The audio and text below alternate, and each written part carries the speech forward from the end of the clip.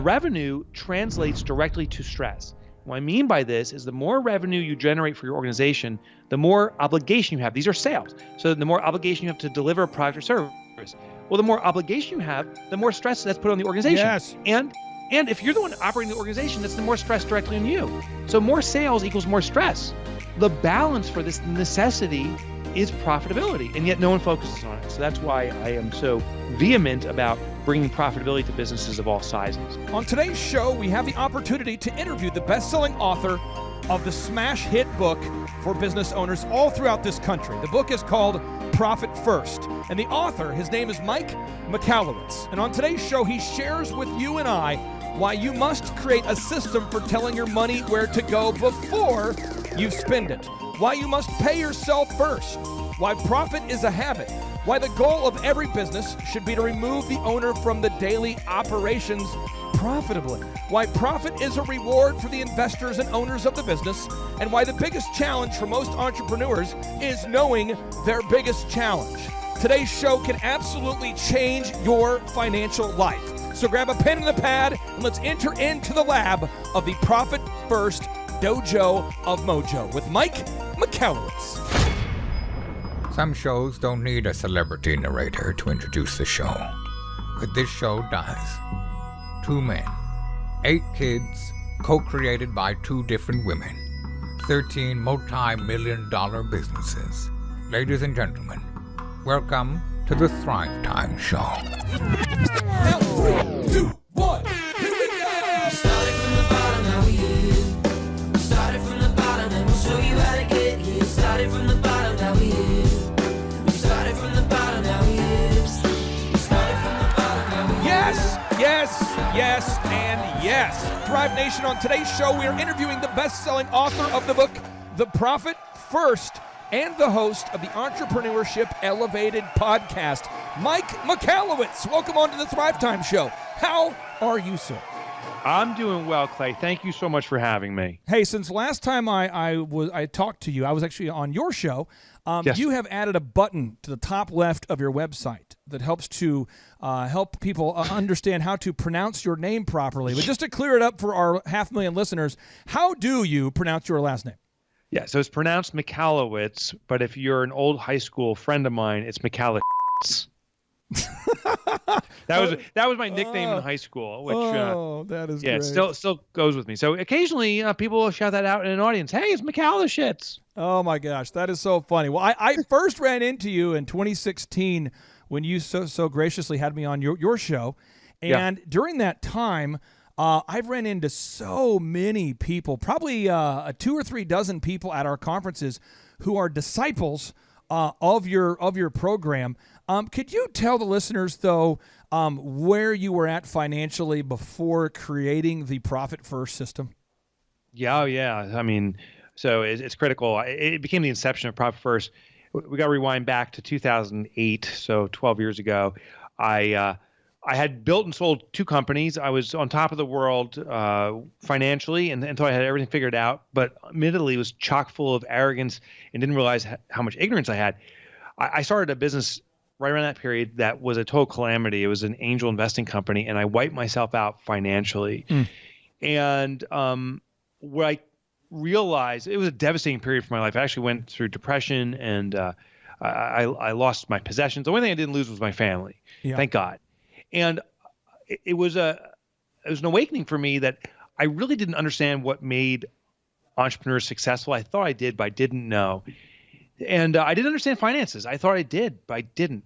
So I started to investigate how to drive profit consistently. And here's what I found.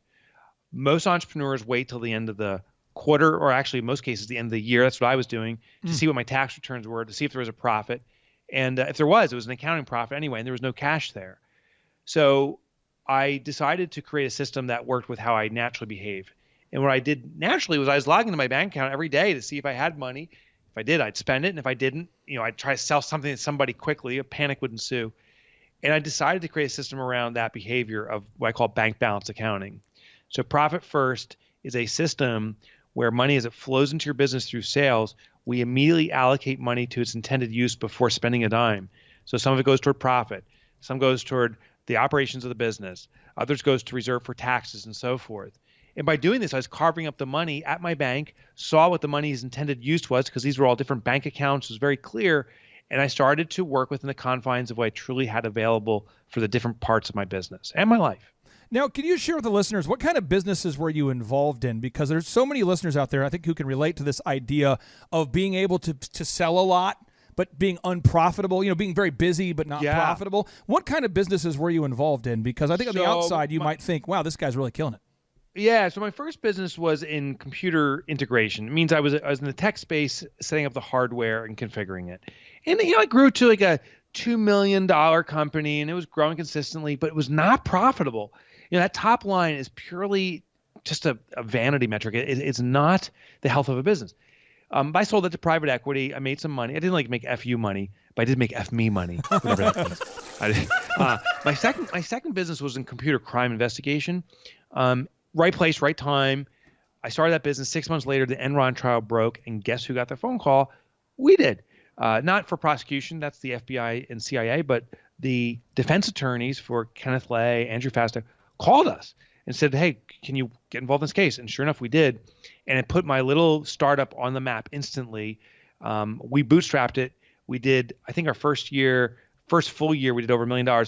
Second year, we were approaching $7 million on our run before we sold it to a Fortune 500. I had a partner there. We sold it 2.25 years in. Wow. And yeah. Oh, it was, and dude, it was a big deal.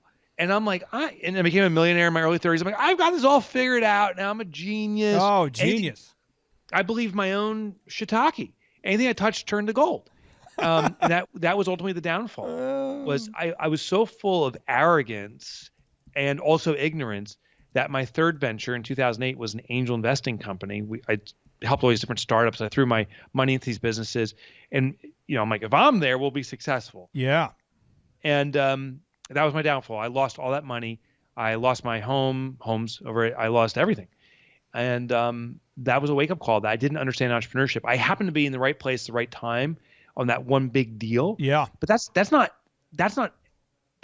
fiscal discipline. That's not a healthy business. That's good fortune. And that is a part of entrepreneurial success, but it needs to be backed with discipline, understanding, prudence, and those things I had to learn later on. Did you watch the end scene of The Jerk with Steve Martin? I mean, is that kind of how you felt when you hit bottom? I don't need any of this. I don't need this stuff. I don't need you. I don't need anything except this.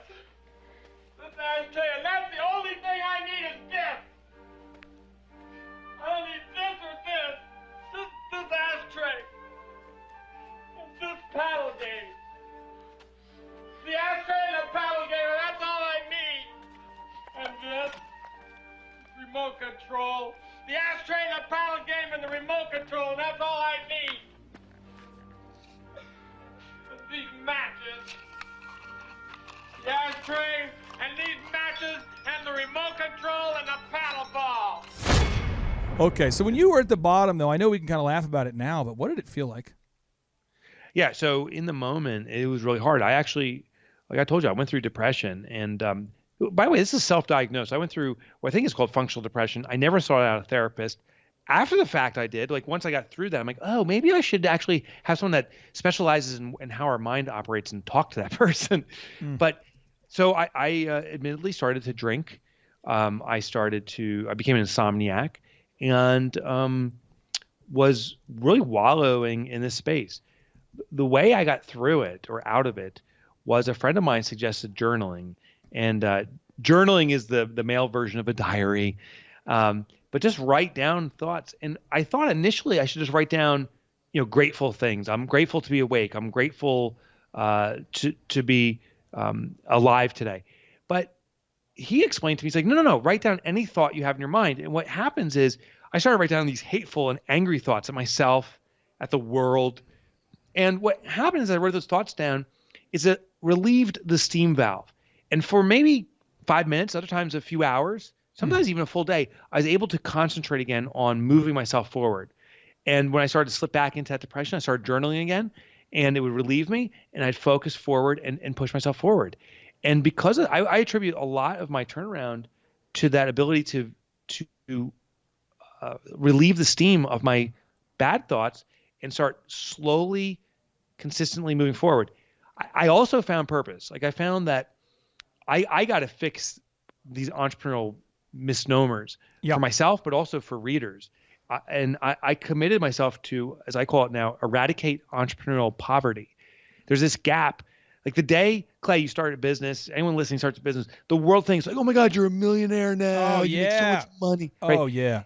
You don't even work. You just sit on the beach. And of course, that's not the reality. The reality is we're making no money and we're panicked and we're working day and night. True. That gap is entrepreneurial poverty. So I made a commitment to myself that day forward. I said, I will eradicate entrepreneurial poverty for myself, but for everyone affected by this. And I realized I may not be able to do that in my lifespan, but I'm going to commit to building products, my books, putting things in place that every entrepreneur that's affected by entrepreneurial poverty has a pathway to achieve what entrepreneurs deserve, which is success, which is wealth, which is comfort, because entrepreneurs are the providers for all of us. And if an entrepreneur can be stable and wealthy and happy, then so can the employees and so can our world. You know, I've gotten into fitness now. You're looking great, by the way. Just looking great. But you know how sometimes you go to the gym and there's a guy at the gym who clearly cannot bench 250, but he'll look over at you and go, bruh, how much can you bench, bruh? I can bench 250, bruh. You know, a lot of entrepreneurs, you talk about it, and on page 5 of your book, Profit First, that people brag about the size of their business. They always brag. The business guys are, so how many employees do you have? Oh, I've got 45 guys. You got 45 guys? I got 25 guys. You got 60 guys. Pastors brag about the congregation all the time, bragging about the top line. Can you talk about the danger of running around bragging about how many employees you have?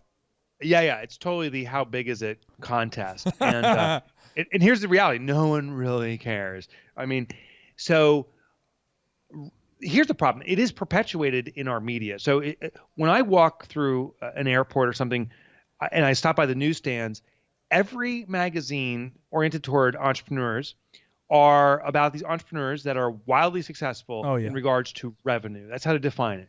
This person went from, 10 million to 100 million. This person has a 70,000 employee company. So all the bragging rights are attributed to size, and it perpetuates on through all business. I go to these entrepreneurial conferences and that's exactly what they ask. Like, hey, what kind of revenues you doing? Or if they don't want to be that bold, they'll simply say, how many employees you have, which translates to revenue. And I used to buy into that. And I felt the competition. I have to be bigger than these other people. Oh yeah. I've subsequently flipped the question. Like, I really do not care about size. I don't care if a business does 100,000 or 100 million. That doesn't. Neither of those impress me or deter me. What impresses me is when I ask the question, I say, "Well, tell me how healthy that business is." And that $100,000 business, that $100,000 business, that owner says, "Oh, it's 90% profit. It's all actually coming through to me. I build mechanisms that I don't even have to work. It's money on automatic." That's mind blowing. And the $100 million business, that guy's like, I'm stressed beyond belief. We have, $7 million of debt. Yeah. We're highly leveraged. Like that sucks. Here's the hidden truth that no one really considers. Revenue translates directly to stress. What I mean by this is the more revenue you generate for your organization, the more obligation you have. These are sales. So the more obligation you have to deliver a product or service. Well, the more obligation you have, the more stress that's put on the organization. Yes. And if you're the one operating the organization, that's the more stress directly on you. So more sales equals more stress. The balance for this necessity is profitability, and yet no one focuses on it. So that's why I am so vehement about bringing profitability to businesses of all sizes. WeWork was a company. Everybody was talking about WeWork for a long time, going, man, this company's worth $16 billion. WeWork, woo! And all of a sudden it comes out, WeWork, I know. So let's help the listeners out there go from the to the practical.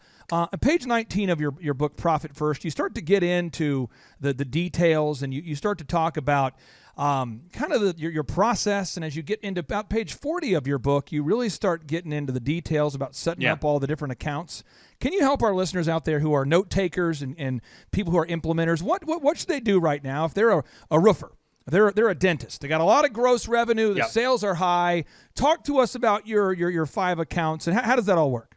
Yep. So what we're going to do is first flip the formula. So first understand the traditional formula for profitability is sales minus expenses equals profit.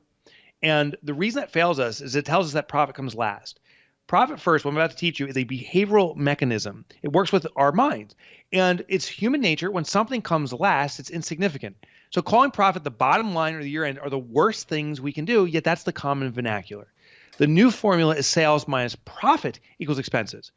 And mathematically, they're identical, but behaviorally, they're radically different. Every time a sale comes in, we're going to allocate a portion of that money toward profit.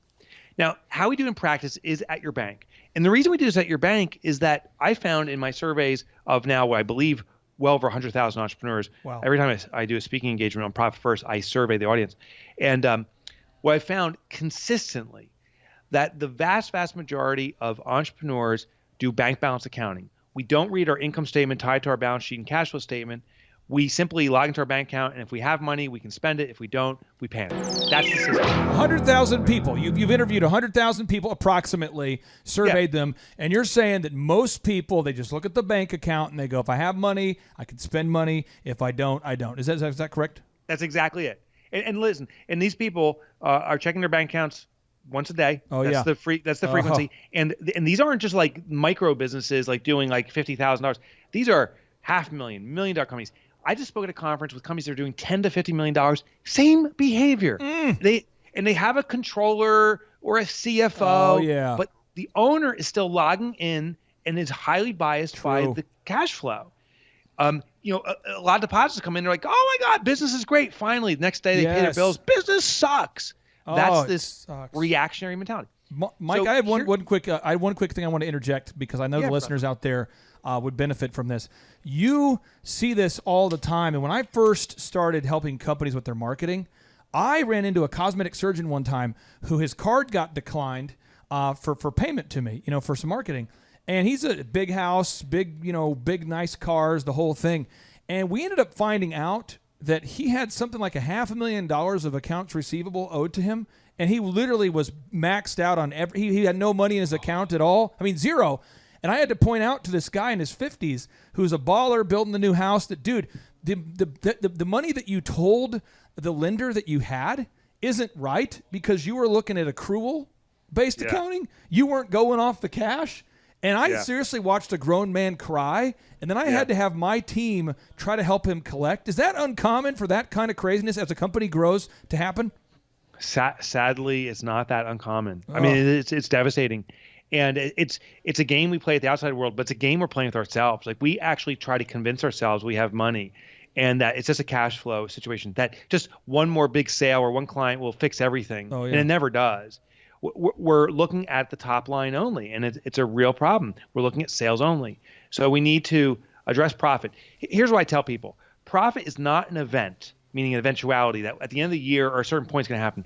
Profit is not an event. Profit is a habit. We have to bake it into every transaction, every day, every minute in the business. A small percentage of money must be constantly dripping out, and that's how you accumulate profit. Now, in execution, how we do this is we set this up at your bank. And to your earlier point, we set up 5 bank accounts. They are, and these can all be checking accounts for now, an income account. It's called income. You nickname it income. Profit, owner's comp, tax, and OPEX. The income account starting today is a depository-only account. Money flows into your business. It sits in the income account, and you don't touch it. You do not pay a bill from there. It's simply to reflect your inbound cash flow. So when you log in your bank account, you see how much money is sitting there every single day. Then, from the income account, we do an allocation. We call it carving up the cash turkey. Just like Thanksgiving, the turkey comes out. You don't tell people, hey, everyone for themselves, fight for it. You carve the turkey so everyone can get some portion of the meal. Now, with our bank, we do the same thing. The income account, that cash turkey, you carve it up. A portion goes into profit. Profit, just to be very clear, is a reward for the investors or the founders of an organization, people that have shares in stock. You've taken on extraordinary risk, and which, by the way, supports employees. It supports our economy locally, nationally, globally. You need to be rewarded for that. Just like if you own stock in a public company, I own Ford. Like, Ford sent me a stock distribution. I didn't say, oh, Ford, I don't deserve this. Sorry. Take it back. No. And I didn't say, oh, can I work the line for a day or whatever. I simply said, I invested in you. I want the valuation to go up, but it could go down. This is my reward for the risk. That's the profit account. Next account, owner's comp. Owner's comp is different than profit. Profit is a reward for taking risk. Owner's compensation is a payment for being an employee of the company. arguably the most important employee. If you are an owner-operator, this is a person that owns a business but also works in the business, chances are you are the most skilled employee the company will ever have. As in that role, we need to pay you a salary. And here's the salary we pay you. If we had to replace you, hire someone else to do your work, your work, what would you pay them reasonably? That's your salary. Well, to do you. Yeah. I don't think we have to pay anybody anything. To do you, what would you pay them? Okay. You would pay them millions to do you and do you hard.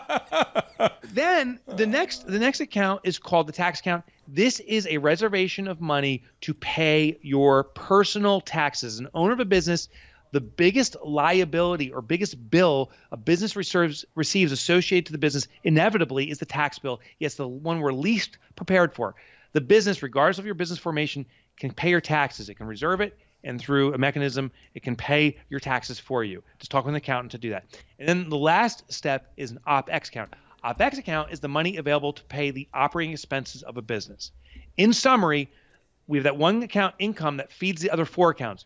Those 4 accounts are based upon different percentages, and if $1,000, for example, comes into your income account, you now finally realize you don't have $1,000 to operate your business. After allocating it, you may have $600 go to OpEx, but now you've also reserved for taxes, paying yourself, and a profit account. Mike, accountants don't like your system, and some bankers don't either. I have found that accountants get really surly with me. None of my accountants, just other accountants that I happen to be running into. No one I've actually talked to. But, they get upset when you try to set up 5 accounts. They're like, it'd be easier if you just do the one account. It'd be simpler for us. I see that. And then bankers, when you start setting up all these different accounts, some of them get kind of squirrely. Have you run into that too? Yeah. So I got to first kind of defend accountants and bookkeepers. They have been trained in the traditional process called GAAP accounting. Profit comes last. GAAP stands for Generally Accepted Accounting Principles. It's in every book, every magazine, every article, in our vernacular, bottom line, year end. So we are steeped in this process of treating profit as an afterthought. I'm simply saying that we flip the formula. But when an accountant or bookkeeper hears that has heard the other approach forever, it's like getting hit by a brick wall. It's unfathomable. So simply, here's the challenge you can do with an accountant or bookkeeper. Say, listen, I want to try this new approach, profit first. By the way, there's over 300,000 companies successfully have used it and more every day that are very profitable. But since you're insisting this other system, profit comes last, tell me about your client base. You tell all your clients this, correct? And they will say, yeah. How many clients do you have? Maybe they say 100. Say, okay, of those 100 clients, how many of them post a quarterly profit distribution? None. Okay, how many post at least a 10 or 15% profit year in, year out? And they'll be like, well, a few of them, a handful. Well, clearly the system they're working with does not yield a quarterly profit distribution. It doesn't yield sustainable profits on a yearly basis. Why would we want to keep doing a system that's not serving them? Why don't we try this new system? Now, here's the other great thing is Profit First is not an accounting system. It's a cash management system. So it simply manages the cash flows to the bank, but the accounting works the same way. But the beautiful thing is you'll be going back to your accountant once you set up the Profit First system for yourself, and I surely suspect you'll be the most profitable client they've ever had. Okay, now here we go. We're making a unicorn connection here. Ryan Wimpy, you love this guy. Yes, sir. You love Magic Mike. Mike, meet Ryan. Ryan, meet Mike. Nice to meet you, sir. Ryan, honored to meet you, my brother.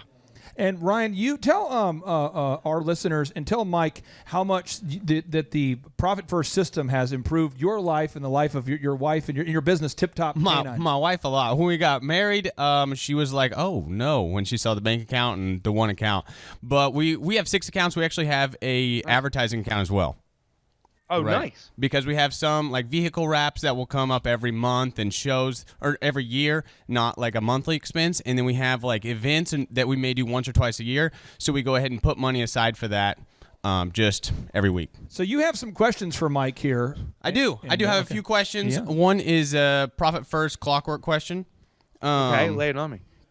Here we go. Is it normal for a business with income of like $750,000 to $1 million range, if you're clockworking the business and you take yourself completely out, that either the owner income percentage or the Profit First percentage drops to compensate?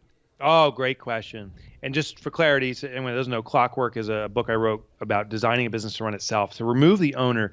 And that, by the way, I believe should be the goal of every business, that there is no dependency on the owner, which gives you, Ryan, the freedom to reinsert yourself in the business any way you want. So you For get the us, most it's joy from it. franchising. So I got to take myself out and even some of the time of my top guys so that we can train new locations. Oh, perfect. Perfect. It is normal for the owner's compensation to be reduced, because if you're not working in the business as an owner operator and now you're working less and less for the business, your owner compensation will drop because you're not acting as an owner operator. But your profitability should stay the same and even increase a little bit. So drop the owner's comp if you're not working in the business. Got it. Thanks, sir. Oh, wow. Oh, he's Yep. one for one. Here we That's go. One good. for one. All right. Mike, you get to make a point. Okay, continue. Nice. So my second one is a Clockwork question as well. So we also have a division where we order from like 30 different vendors, and we order all the we have a dog training company, so we order leashes, shirts, hats, all types of stuff. But whenever I read the Clockwork book, it recommends doing the screen recording, right? All of your processes, and then Yes. organizing the videos. So I started off doing that, but I found it very time consuming and to be honest, a little cumbersome. And I ended up just putting step-by-step instructions on a Google document, and it's now like 30 pages long. But I just wanted to talk to you about the downside of that versus kind of the time saving, because it is a whole lot faster. And I have sat my guy right down next to me. He sees me do the document. But Mike, why do you recommend the videos? Why do you recommend the videos? Yeah. So, and the net effect is, if there's a faster, more effective way, always go with what's faster and more effective. That's the key. Here's the reason for video. When we create a video, we can often capture an activity as we do it, right? So we record the process. But the key element is this: once you deliver it to that guy, you must mandate after a period of time that he records a video explaining the process next, the same process.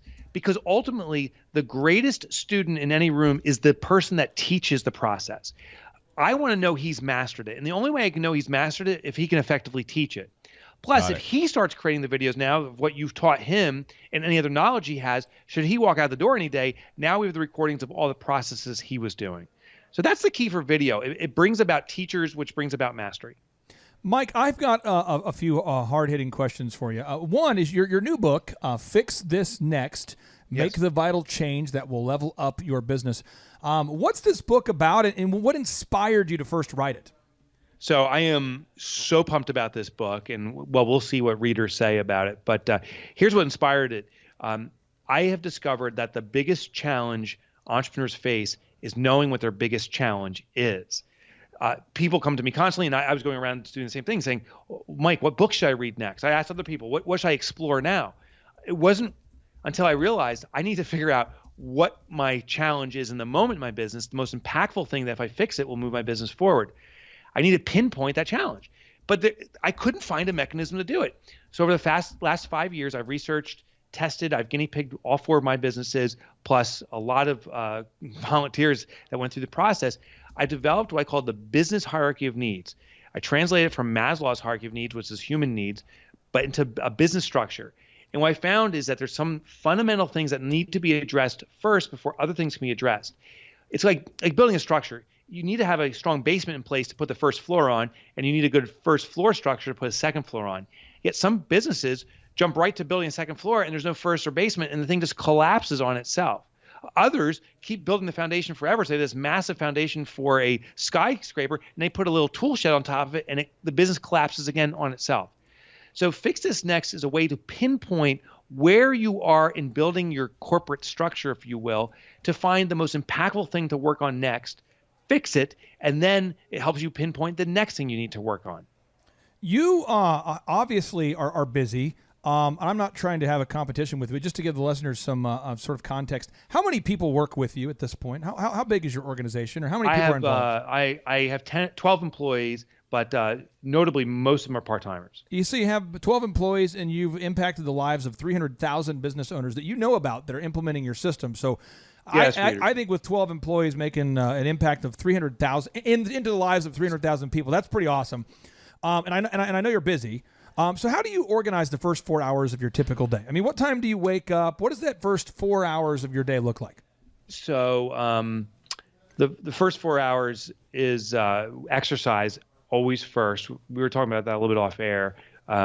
I work out 5 days a week consistently. You look like you work out 7. Thank God for the I have the iWatch, but like the Fitbit, they're all the same. Yeah. Like I used to say I worked out 5 days a week, but when I tracked it, I was working out like 2 days a week. And my mind would fill in those gaps. Now I have no excuse. So exercise, and then meditation/prayer for a little bit, and then I plan out, envision what the day is going to be like. How am I going to feel at the end of the day is really the kind of the visioning. And then I come in and I always start off with the big one. I actually have a team meeting and we go around, we do a huddle, and we do it very quickly, but everyone has to report on what's your biggest thing you're going to do. One thing today, not hundreds of things. What's the one singular thing you're going to do that's your biggest objective? And the next day we report on the prior day's big one. And that's how every day starts. What time do you wake up? 5:30. 5:30. But by no alarm. I don't believe in I shouldn't say I don't believe in alarms. I don't want an alarm waking me up because that's interrupting my sleep. I naturally wake up at 5:30, sometimes 5:15, sometimes 5, other days at 6, but 5:30 seems to be the consistent wake up time. You have rules, I'm sure, now with your new diet plan. What are you eating and what are you not eating? I mean, do you eat primarily frosting and graham crackers, or what are you doing? Yeah, graham crackers. You know when I started to investigate is a vegan diet. I think it's kind of crazy and extreme, so I was hesitant to it. But I started to go more and more plant-based. And I've done the opposite of what a lot of people do. At home, we like to cook a big steak or something like that occasionally. And I love that tradition, and I love it. I love steak. But on the road, it's actually surprisingly easy to eat vegan, where I heard from vegans saying, oh, it's very hard to eat a plant-based diet on the road. It's actually easy. I'm surprised how many restaurants have a vegan offering. So when I'm on the road, which right now is about 70% of my time, when I'm traveling on the road, I go vegan, and when I'm home, I go back to my steak and potatoes.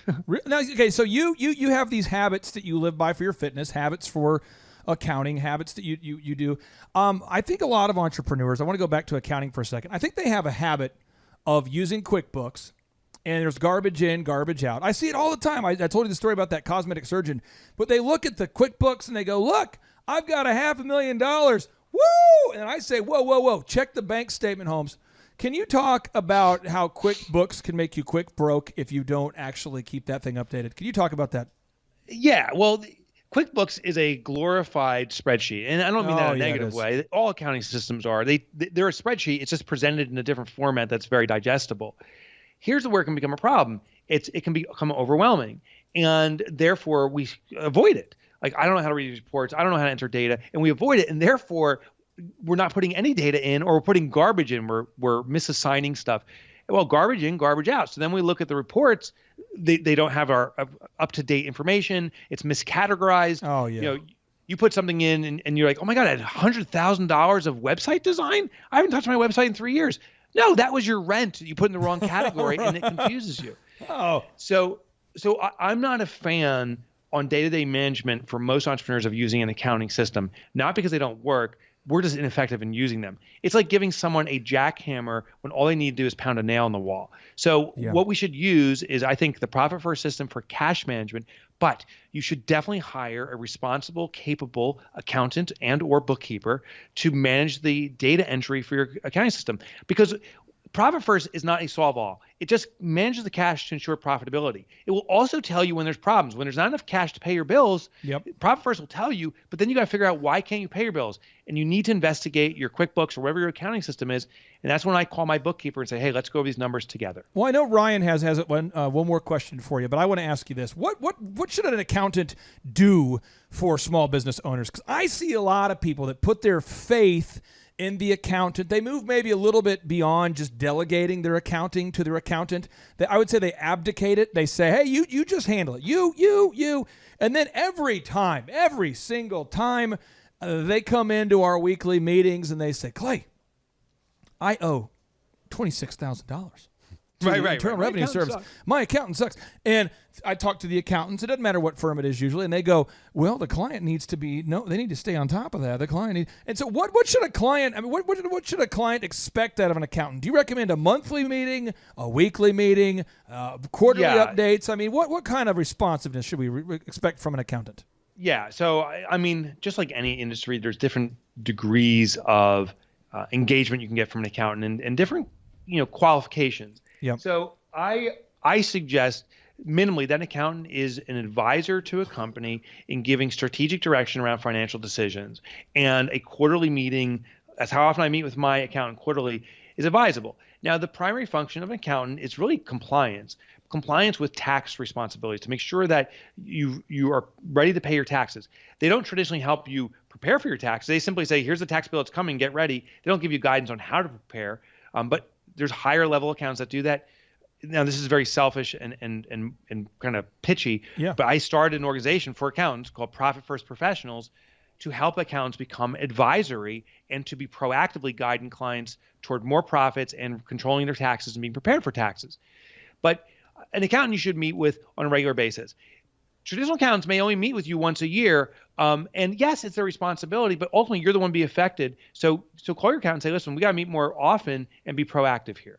Now, Ryan, we have just enough time here for Devin to buy a copy of the. We always like to buy a copy of the book from the guest while we're on the show. It's an accountability thing. So we have just enough time here, Devin, for you to buy a copy of Fix This Next, Make the Vital Change That Will Level Up Your Business. We have just enough time for him to click the one click, and it takes at least 10 to 15 seconds to click it. Devin's fighting through carpal tunnel right now. I'm fasting for the entire day. I'm not going to eat a single thing so I can afford the $17 to buy the book. So we're doing all those things. We have enough time, though, Ryan, for you to ask one more question for Mr. Mike. Well, yeah. First, real quick, I just want to say the Profit First system, when the multiple bank accounts, actually helped my marriage. Because my wife really was frustrated with the income, and I did not know how much was coming in. Oh, man, it created a lot of business time at the Whitney House. It really did help, so we really appreciate it. We actually do it weekly just to keep it on top of our numbers even. They do it weekly now because of their accounting. But I did, so like what Clay was saying earlier, and it was kind of answered, but we have had two different accountants with a lot of pushback for multiple accounts, especially with multiple entities. And I know you do have your own Profit First Professionals, but do you have another tip on how to get non-Profit First accountants on board with the system? Non-Profit First accountants, a tip for getting non-Profit First accountants. So, I gave you that one strategy is you can be a little bit confrontational and say, well, how has it been serving your clients so far? The second tip is simply to really let accountants know that this is a cash management system. They don't realize that, and invite them to read the book. Say, listen, I understand that you're resistant to it, but usually resistance comes out of ignorance, meaning inexperience. Right. I really want you to read this book or download the Audible and listen to it, and then come back to me afterwards. So many accountants have their aha in that process because it doesn't. I don't say accountants suck. I don't retaliate. Accountants are actually absolutely mission critical. It exalts their capacity and gives them an extra tool. So just by getting them to read the book, sometimes you'll convert them and get them on your side. And I'll tell you, after having them read the book, or them telling you they don't want to read the book and they won't, have them tell you they won't support the system, there's a certain point where I say, well, this is my vendor, and they're not willing to comply with the request that I'm making as a client. Maybe they really don't want my business so much, and that's when I go elsewhere. Mike, I appreciate your time so much. If everybody's out there and you've learned anything today, I mean, we've covered so much ground. We talk about how profit is a habit. Why you got to pay yourself first. Set up those 5 bank accounts. There's so many knowledge bombs, and I encourage you, really, if you care about a strong America and your family, you probably need to buy a copy of this book, Fix This Next, Make the Vital Change That Will Level Up Your Business. Some have suggested that I should passively aggressively attack listeners who don't buy the book, but I'm not going to do that. That was me. I'm not good. Yeah, okay. So everybody pick up a copy of that book. And Mike, thank you so much for being on the show. Clay, it was an honor to be on your show. Thanks. And Ryan, pleasure meeting you. It's a pleasure to meet you, sir. Look forward to the new book. Thank you. And now, without any further ado, 3, 2, 1, boom! Yeah, so my name's Kelsey Hershey, and my husband and I own Rockhaven Retrievers. We've been working with you guys for probably 8 or 9 months now, since last May, and it's been a great experience. So when we first started, leads was actually our biggest limiting factor. So we just, we were struggling to get some leads. We had great connections with people, but we were just hoping to grow a little more and a little faster than we were. So that was our biggest limiting factor. We've about doubled our leads. And so that is no longer our biggest limiting factor right now. So that's been great. Some of the things we worked on or fixed was we were already doing some advertising. So we increased our advertising. Our website was kind of a mess.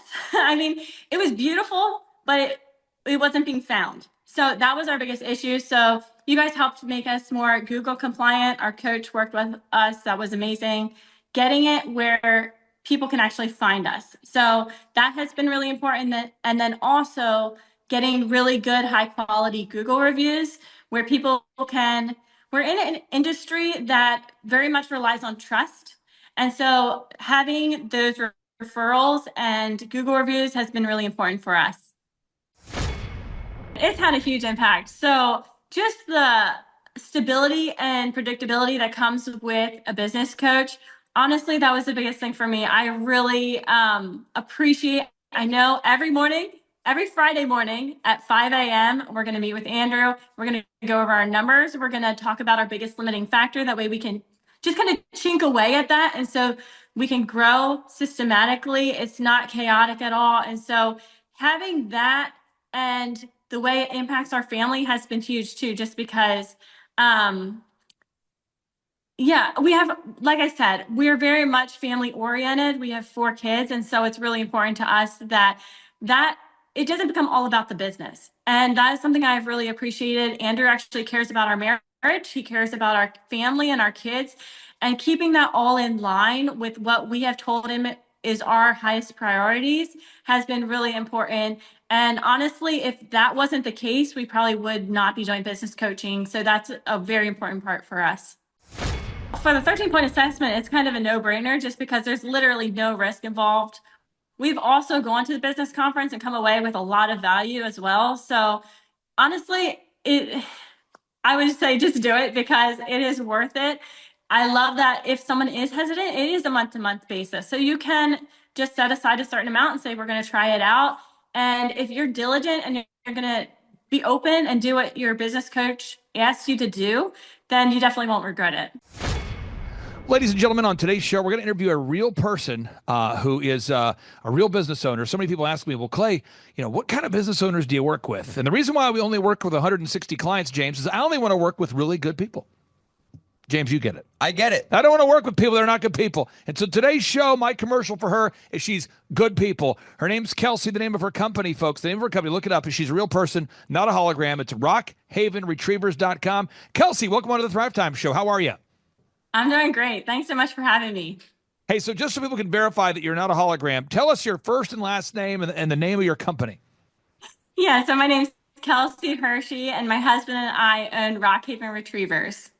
And I'm going to pull up the website so people can look at it real quick. And again, if you're out there today and you're looking for a retriever, my understanding, and I'm inferring based upon the name of the website, Rockhaven Retrievers, that you breed retrievers, or tell us about the kinds of products you provide there at rockhavenretrievers.com. Yeah, so we raise labs, so Labrador Retrievers, purebred AKC, Labrador Retrievers, and Golden Retriever puppies for amazing families. And so how did you first hear about us here at the Thrivetime show and the business coaching services that we provide? Yeah, I think we heard about you probably 5 years ago. So originally, I think we actually was through a podcast, but then we worked with y'all for almost a year on a different business, which we actually got to be able to sell, which was great. And now we've been working with you guys for probably 8 or 9 months now since last May. And it's been a great experience. So what I want to do, James, you talk to people every day that reach out that would like to be clients. And your job is, you and the team, your job is to sort of filter out who's a good fit and who isn't a good fit for what we do. That's right. Okay, so I'm going to go through kind of line by line some questions for Miss Kelsey here. So that way people watching online can figure out if you're a good fit for what we do. So first off, this year versus last year, can you tell us about the leads? Like, what kind of growth have you seen in terms of lead growth from this year versus last year? So from life after business coaching to maybe life before business coaching, what kind of contrast have you seen in lead? Mm-hmm. Yeah, so when we first started, leads was actually our biggest limiting factor. So we just, we were struggling to get some leads. We had great connections with people, but we were just hoping to grow a little more and a little faster than we were. So that was our biggest limiting factor. We've about doubled our leads. And so that is no longer our biggest limiting factor right now. So that's been great.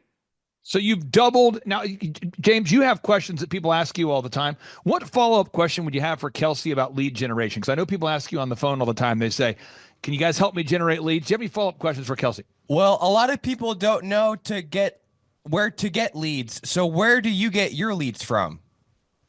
Yeah, so some of the things we worked on or fixed was we were already doing some advertising, so we increased our advertising. Our website was kind of a mess. I mean, it was beautiful, but it wasn't being found. So that was our biggest issue. So you guys helped make us more Google compliant. Our coach worked with us. That was amazing. Getting it where people can actually find us. So that has been really important. And then also getting really good, high quality Google reviews where people we're in an industry that very much relies on trust. And so having those referrals and Google reviews has been really important for us. Okay, so second follow-up question here for you is, when you do advertisements, I meet so many people all the time, and James, you talk to them on the phone. They're spending thousands of dollars advertising their products. So I'm going to pull up a bunch of examples real quick. These are real examples, okay? So rockhavenretrievers.com, that's your business. Okay, here's another business. True story. Client of mine, longtime client of mine, PMH OKC. This is a real business, PMH OKC. They do not sell retrievers. They are a home remodeling business. They build pools, outdoor kitchens, that kind of thing. Another client of mine, Cola Fitness. This is a client that's based in Joplin, Missouri. This is a company that's based in Dallas, Texas. Okay. These companies, also the Purcell Group, Stacy Purcell, the Purcell Group, wonderful lady. These are three examples of clients that I met that were spending over $2,000 a week before I met them advertising on the internet, and they were not generating any leads at all. I want to get your thoughts on this, Kelsey. We are obsessive. We are fastidious about tracking. Can you talk about the importance of having a coach that helps you track where your leads are coming from? Yeah. So in an ideal world, we would have done all the tracking already. Sometimes it's a matter of having that accountability. And that was actually the biggest thing for us is we knew we were supposed to be doing some of these things, but just knowing that every Friday morning, we're going to meet with our coach. We're going to go over our tracking sheet. We're going to know what we're spending every week. We're going to know our leads, making sure that those numbers are lining up has been really important so that, like you said, the advertising doesn't get out of control and we know exactly how much we're spending every week. Now, in the world we live in, even right now, someone's watching and they're going, I bet you she's being paid to say these things. There's a world we live in where people are, I love it. I actually love it because I do believe only the paranoid survive. But there's a world we live in, James, where a lot of people, there's shamockery, there's jackassery, there's scams. You see it, get rich quick, get rich in 17 minutes, the whole thing. Our service happens to be month to month. And so when you sold your company, you called us with great enthusiasm and you said, guys, congratulations, we're selling our business. And we were so excited for you guys. And we helped you guys to grow your company and you sold it. And there wasn't a contract where I said, this just in, Kelsey, you're locked into a contract. Or I didn't say, uh-oh, you owe us a lot of money to get out of that contract. We've all been in a contract for a gym or a timeshare or a phone plan or something. Can you talk about the peace of mind it gives you knowing that you're paying $1,700 a month, $1,700 per month, $1,700 a month, and knowing it's month to month, even though our average client is with us for 6 years or longer? Tell us about the peace of mind of knowing that it is month to month. Yeah, I would say there's definitely peace of mind there. Honestly, the trust we've built at this point, I have no concerns at all, just because we have a very, very good relationship with Andrew, our business coach. And honestly, I was more concerned that we'd be able to get Andrew again after we sold our business, just because he's amazing and has done so well. I was more concerned that you guys would keep us as customers and with our next business. So that was not an issue at all.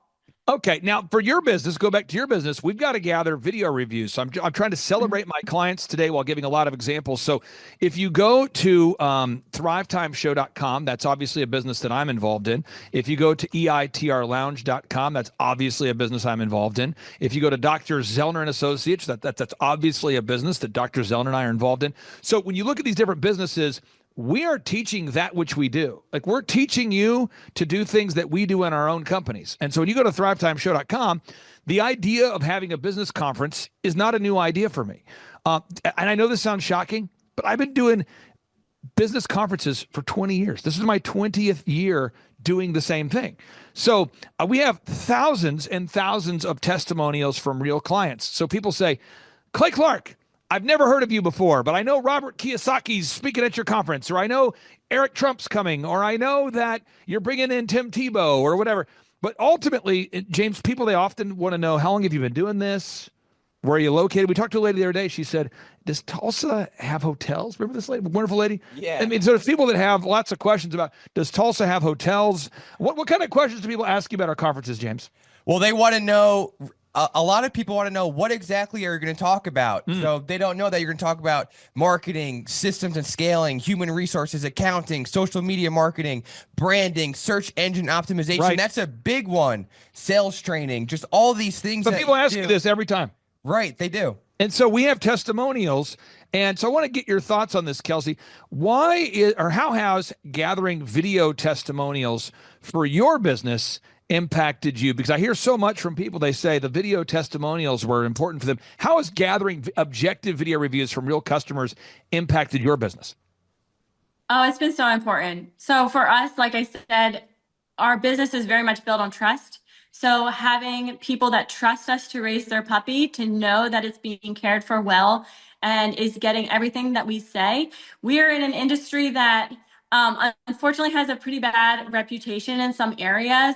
And there's scams out there. There's things out there, unfortunately. And so we need people to be able to trust us, to trust that we are doing the right thing and really caring for our puppies. So having those video reviews on our website and also able to just send them to people when they ask, being able to say, hey, this is a real person who's gotten a puppy from us, that has been very important for our growth. Now, next area, and this is something important. I don't know, James. James, you like to make steak, right? I do. Okay, so let's talk about making steak for a second. I'm getting into your wheelhouse. When you're making steak, is it the quality of meat? Does the quality of meat matter? It does. And I always try to go to the part of the store that has the glass with the person behind it and get the prime cut. So the quality of the cut matters. It does. Does it matter that what do you cook your steak in? In a cast iron pan. On part 2 of today's show, by the way, we're going to put on the video of how you cook steak. Okay. So part 2, you use what kind of pan do you use? Cast iron. And what do you put on the steak? I do butter and oil, like extra virgin olive oil, and then just salt and pepper. Yeah. And then, sometimes a little garlic and rosemary on it too. And then does cooking the steak, how you cook the steak matter? It does. I always cook that thing on high heat, and the alarm will go off 4 out of 5 times. Now, this is so important, though. This is so important because people say, Clay, I want to grow my business. What's the most important part? And James, people ask you all the time. They say, so are you guys an accounting firm? Are you guys a marketing firm? Are you guys a sales coaching thing? And it's all of it. So when you come to our workshops or you're a client, we go through all 14 aspects of your company. And so I'm really going to tap into Kelsey's brain on this because her and her family, her team, they really are attentive and diligent about all of these areas and really trying to do the best they can to provide the best service possible. So first off, we have to figure out your revenue goals. I'm not going to ask you to share your goals on today's show, but you have to know how many dogs you have to sell to break even. I mean, at the end of the day, you have to know your break even point, box number 2. And again, anybody who wants to download this book for free, you go to thrivetimeshow.com/free-resources, and you can follow along. You can download my book, A Millionaire's Guide, How to Become Sustainably Rich, thrivetimeshow.com/free-resources. And again, we're talking here from page 5 of this book. Kelsey, how has that impacted you knowing your break-even point?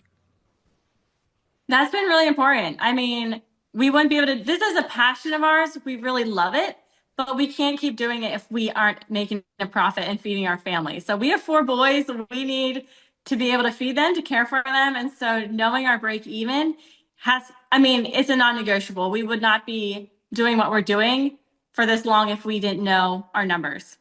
So you got to know the numbers. And again, somebody out there says, Clay, I'm not an accountant. We'll help you with that. Don't worry about it, folks. You got to know your numbers, okay? Now, box 3 is you got to know how many hours per week you're willing to work. Now, this is a very controversial subject. I will share my thoughts on this. Someone out there can disagree.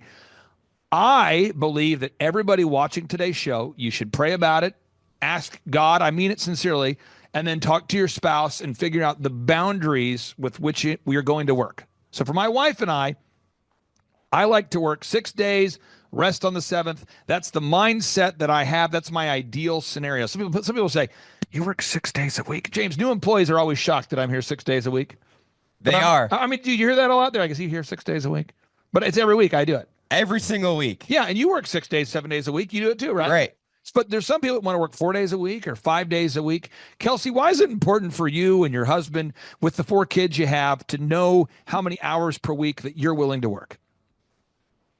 I think it's important just because we have priorities. And so if we know what our priorities are, and then we can assign timeframes to them, it really helps just our family operate better and us feel like we're actually achieving what we say is our priorities. So for us, yeah, we do the same thing. We work 6 days a week.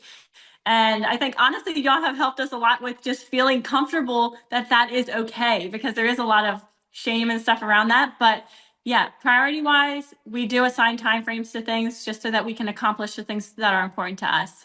I'm not saying this to name drop. I'm saying this because it's true. You know, tonight my wife and I are taking out one of the most successful TV hosts in America, and it's on a Saturday night. And to us, that's work, but we like it. You know, I'm not saying this to name drop. I'm just saying this. When we have Robert Kiyosaki that will come in, or Eric Trump, we will be working that week, probably 7 days that week. I don't want to do that though. So because we will go to church, but then it's like when we get James, when my wife and I just got back, we had to go to Florida for a business trip recently.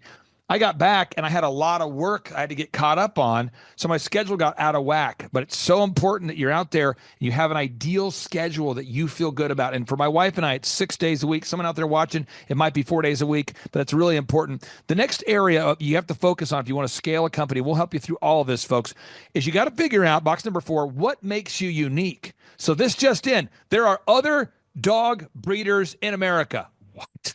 There are other dog breeders in America. This just in. So we've had to work with you. You've worked with us to just figure out what makes you unique and then tell the world about it. Can you talk about why it's important there, Kelsey, for your business to know your unique value proposition? Mm-hmm. Yeah. So for us, we definitely lean into this really hard because, like you said, there's so many others. There's a lot of unethical ones. And so we really want to differentiate ourselves. So being able to share that we do health testing with our parents. We provide a really good health guarantee, 2-year health guarantee with all of our puppies. That sort of thing allows us to show how we are different, because there is a small group of people are looking for what we provide. And if they don't know how we are different, they won't be able to find us. So that's why we make that very clear on our website and talking to people how we differentiate ourselves. Now, box number, this is so big, folks. We're going through each one. There's 14 steps of business growth. There's 14 steps, and I want to hit on these because it's so important that you check all these boxes. Box number 5, your branding. This just in. People do judge a book based on the cover. They do judge a product based on the website. They do. Now, James, your desk is oftentimes 4 feet from mine. Yes. And sometimes it's 15 feet away from mine. Right. Does it ever blow your mind that people come in to the office, figuratively speaking, or literally, sometimes with an unsuccessful business, and they end up building a multi-million-dollar business almost every time? Yeah, it's really insane because I've been here for 2 years and I worked in the part of the business that wasn't really part of the business, doing other stuff. Yeah. And so I've got to see contractors, home builders, roofers, dog groomers, just so many different industries. Doctors, lawyers, accountants come in, and then they have a business that's struggling, and then you help them get more leads, and then you help them with the sales scripts, and then you help them with hiring and inspiring. And then there's just so many things that you do that help scale their business, which is what everyone wants to do, is scale their business and have more time freedom and have more financial freedom. And I see it. And it's like every week it's a new person that reaches that goal. I believe it. You see it every day. So I want to ask your thoughts on this, Kelsey. Why is it important that your branding is top notch? I mean, it reflects what's inside and what's happening here. So if we do an amazing job, but we can't portray that to everybody else, it's going to get lost in translation. So it's really important that what we're doing here matches what other people are seeing. This is, folks, I hope you're learning something, folks. This is such a powerful interview here because these folks over, I'm telling you, at Rock Haven Retrievers, they're high quality. I'm totally against cloning technology. But if I were to clone people, I would want to clone these people. Okay, so box number 6, marketing. You have to have a 3-legged marketing stool. By the way, branding consists of your website, your business cards, your print pieces, your logos, and we do all of that included for the $1,700 a month. So everything, we do all of that for you. That's all included. Let's talk about marketing for a second. Kelsey, why do you have to have a 3-legged marketing stool, like 3 viable ways that you generate leads? So in your case, you're getting Google reviews and video reviews. That's powerful. Boom.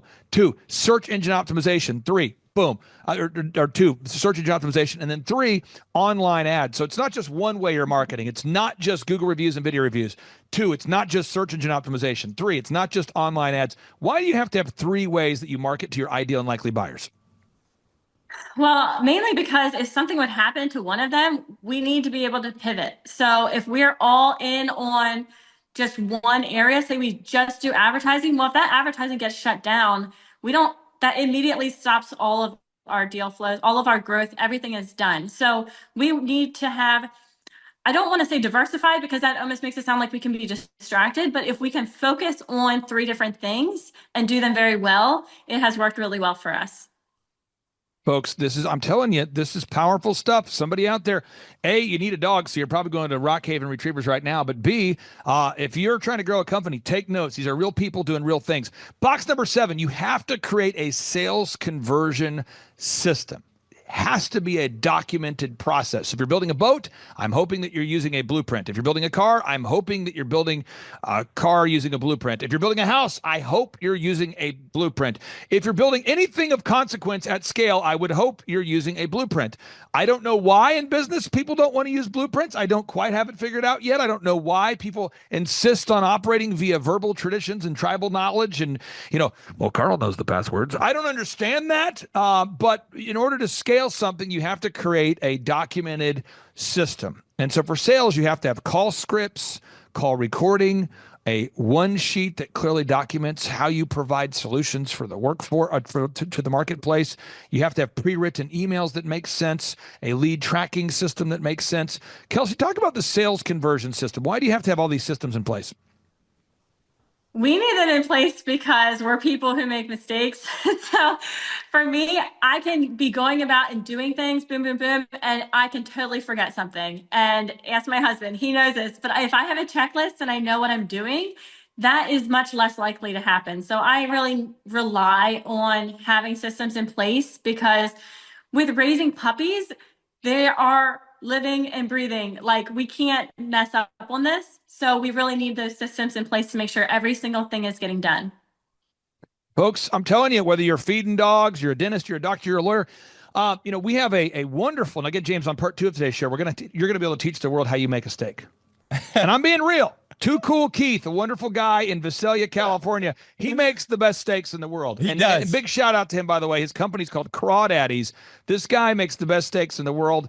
I'm being real. It's worth the vacation here. This is Visalia, California. If you're like going, man, I don't know what I'm going to take my kids to this year, go to Visalia, California. Find a way to get there. Head on over there to Crawdaddies. It's worth the trip. Once you get there, you can see all the wonderful things that Northern California has to offer. But the highlight of your trip will be going to Too Cool Keith's. The business is called Crawdaddies. It's incredible. I love this place. Best steak in the world. Steak number 2 coming in hot. That was a place called Bluestone. They're not around anymore. The owner decided to shut down. So moving into the second position is you, James. That's right, baby. Now third is Ruth's Chris Steakhouse. So it's kind of a tight competition. My wife's moving into third or fourth position right now. So you're making some great steaks. Okay. So I want everyone to know you have to have a system in place. Okay. It's a system. Box number 8. You've got to know you have to determine your sustainable customer acquisition costs. At the end of the day, how much does it cost you to get a new customer? So Kelsey, whatever you charge for the dogs that you guys sell, you have to know how much it costs you to get a new customer. Talk about the importance of knowing that. Mm-hmm.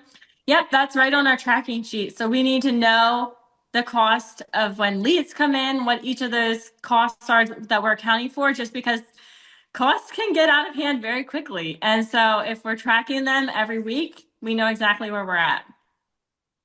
Now, again, folks, I'm hoping you're taking notes. I'm hoping you're getting this. This is powerful stuff. And someone says, this isn't exciting at all. This seems like a very tedious step-by-step process. Yeah, exactly. Do you want your life to be exciting? Don't use systems. You're going to have an exciting life. Will you be able to pay the bills? Are you on the verge of bankruptcy? I mean, that's exciting stuff. But if you want to have a proven path to create sustainable success, you've got to implement these systems. Step number 9, create repeatable systems, processes, and file organization. This just in. You can't build a successful organization if you are not organized. Kelsey, preach the good news about being organized. Well, it's not necessarily my strong suit. It's my husband. So that is why we need these systems in place. So my husband is very much naturally detail oriented. I tend to be a little bit more on the I love to talk to people and do things and play with puppies, but I'm not necessarily system oriented. So when we have these things in place, it helps our marriage, that's for sure, but it also helps our business and helps us make sure that we're doing everything that we say is really important to us and that we're getting things done in a timely manner. Final 3 steps, folks, coming in hot. Box number 11 or box number 10. You've got to create a management system. You have to have an effective management system. What am I saying? Management is, what are the people on your team expected to do? And do they do it?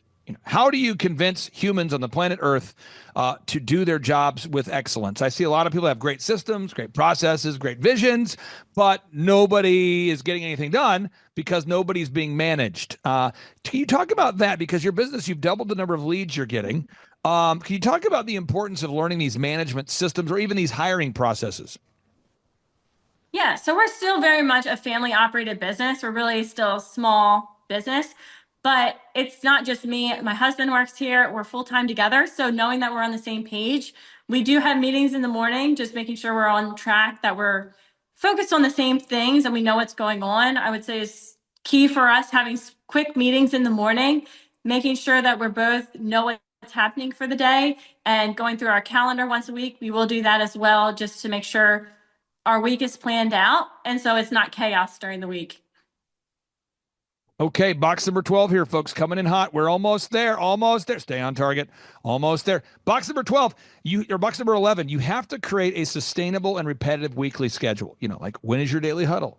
When is your weekly group interview? When will you call the leads? When will you go home? When will you show up to work? What is your schedule? Can you talk about that, Kelsey, about the importance of having a documented schedule that you, your husband, and your team adheres to? Yeah, we keep a pretty good schedule just because we need to know what's going on. So we can't be losing kids during the week. We got to know who's getting the kids. We need to know puppies. We need to know who's coming and visiting, who's coming to take a puppy home, that sort of thing. So if we don't know that, it's going to be pretty chaotic during the week. So that's why we do a weekly meeting and we do plan out pretty tightly our schedule. Now, James, we move on to the final couple boxes here. So we got box number 13 or box number 12. You have to create human resources and recruitment systems. There's got to be a process. Now, Kelsey, I'm sure you can see the writing on the wall. You're going, wow, we're getting more leads. We're doing more transactions. And at a certain point, hiring people will become your biggest limiting factor. At some point, hiring people will become your biggest limiting factor. Can you talk about the importance of having a plan in place for onboarding new employees? Yeah, this is actually something that is very top of mind right now that we've been talking with our business coach about, because this is our next step. So we have been talking about different ways of finding leads, whether that's, finding our first employees, because as we grow, like you said, it is going to become our biggest limiting factor. So we are actually, this is very top of mind current for us, because we are starting to go down this path with our business coach. Okay, now box number 13 and 14, folks, you've got to make sure that your business, that you automate the earning of your millions. What am I saying? You have to have an accounting process in place where you track every dollar, because it's not about how much money you make, it's about how much money you keep. And so if any of these aspects are neglected, your business will not succeed. And that's why I believe everybody out there, if you have a sound mind, you should probably have an attorney you work with who knows what he's talking about to guide you through the legal aspects of your company. You should probably have an accountant you can trust to guide you through the accounting aspects of your company. You should probably have a dentist that you go to that's not a guy you know who's watched a couple YouTube videos on teeth brushing. I mean, you probably want to have an expert in your life to help you in these various areas. And the whole purpose of that is so you can achieve what we call the F7 success, where you have success with your faith, your family, your finances, your fitness, your friendship, your fun. So, Kelsey, as you're going down this path, so many people are taking notes right now. If you could share with everybody kind of maybe a 60-second recap of what impact having a business coach has had on your life and your businesses, we'd love to hear. We'd love to hear from you.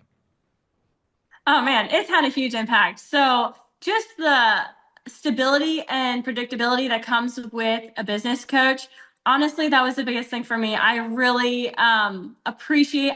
I know every Friday morning at 5 a.m., we're going to meet with Andrew. We're going to go over our numbers. We're going to talk about our biggest limiting factor. That way we can just kind of chink away at that. And so we can grow systematically. It's not chaotic at all. And so having that and the way it impacts our family has been huge too, just because we have, like I said, we're very much family oriented. We have 4 kids. And so it's really important to us that it doesn't become all about the business. And that is something I've really appreciated. Andrew actually cares about our marriage. He cares about our family and our kids, and keeping that all in line with what we have told him is our highest priorities has been really important. And honestly, if that wasn't the case, we probably would not be doing business coaching. So that's a very important part for us. And so what do you say to somebody who's on the fence? They're thinking about coming to our workshop. They're thinking about going to Thrivetime show and scheduling a free 13-point assessment. They're thinking about coming to a business conference. They know it's $1,700 a month. They know for the business conferences that we have scholarship pricing available to help families in need. So you can name your price. They know that we do scholarships for clients from time to time. But what would you say to somebody who's on the fence and thinking about either attending a conference or scheduling a free 13-point assessment? Well, for the 13-point assessment, it's kind of a no-brainer just because there's literally no risk involved. We've also gone to the business conference and come away with a lot of value as well. So honestly, I would say just do it because it is worth it.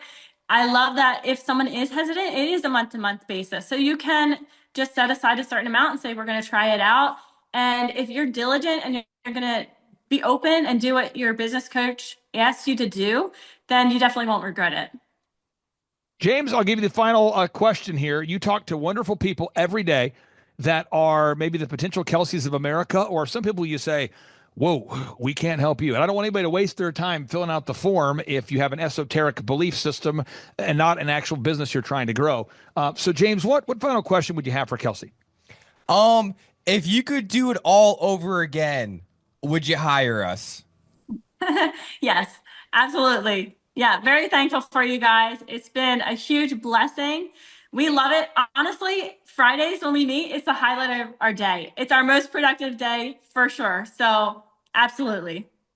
Kelsey, thank you so much for carving out time for us today. I encourage everybody out there, if you don't hate yourself and you do love retrievers, if you do love retrievers and you don't hate yourself and you're looking to get a retriever, go to rockhavenretrievers.com, rockhavenretrievers.com. That's the website, rockhavenretrievers.com. And on part 2 of today's show, James will teach us how to make one of his epic steaks. Thank you so much, Kelsey. Have a great day.